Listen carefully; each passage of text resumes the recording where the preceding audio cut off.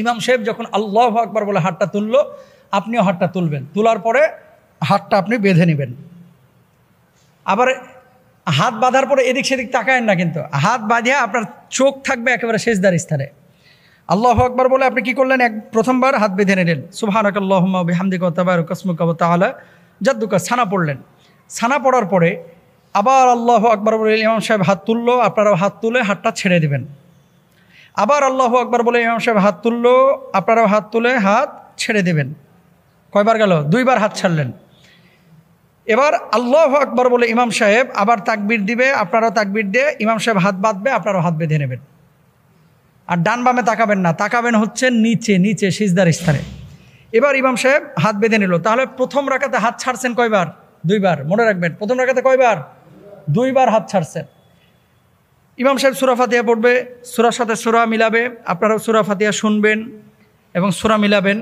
2 নম্বর বিষয়, আপনি তো কেরাত শুনলেন, শোনার পরে রুকুতে গেলেন, সুবহানা রাব্বিল আযীম, সুবহানা রাব্বিল আযীম, সুবহানা রাব্বিল আযীম। রুকু থেকে ইমাম সাহেব উঠলো, আপনিও উঠলেন। সেজদা দিল 2টা, আপনিও দিলেন।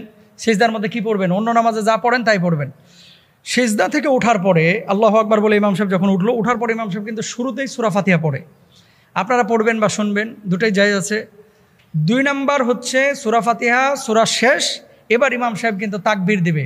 খেয়াল করেন, ইমাম সাহেব তো হাত বাঁধাই আছে, আপনাদেরও হাত বাঁধা। আল্লাহু আকবার বলে ইমাম সাহেব হাত তুলে হাত ছেড়ে দিবে, আপনারাও ছেড়ে দেবেন। কয়বার গেল? 1 বার। 2 নম্বর ইমাম সাহেব আবার আল্লাহু আকবার বলে হাত তুলে হাত ছেড়ে দেবে। 3 নম্বর আল্লাহু আকবার বলে আবার ইমাম সাহেব হাত তাকবীর দিয়ে হাত তুলে হাত ছেড়ে দেবে। তাহলে হাত ছাড়লেন কয়বার? 3 বার।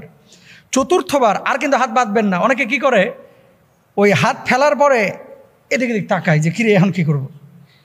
এরপরে একবার বাঁধে, একবার ছাড়ে, বাঁধে, একবার কার্টুনের মতো দেখা যায় আর কি, মানে একেবারে হুলস্থুল কারবার না। হাত ছেড়ে রেখে দেবেন। এরপর ইমাম সাহেব তাকবীর বলবে, আপনি রুকুতে চলে যাবেন।